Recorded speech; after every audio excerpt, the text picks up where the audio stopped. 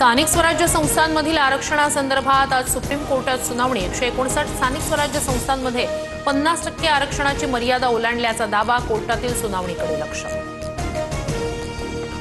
हरकतींसाठी 21 दिवसांचा वेळ द्या, नाहीतर निवडणूक रद्द करा। मतदार याद्यांमधील घोळाबाबत ठाकरे बंधूंचं निवडणूक आयोगाला पत्र। हरकतींसाठी फक्त 8 दिवस देण्यावर ठाकरे बंधूंचा आक्षेप।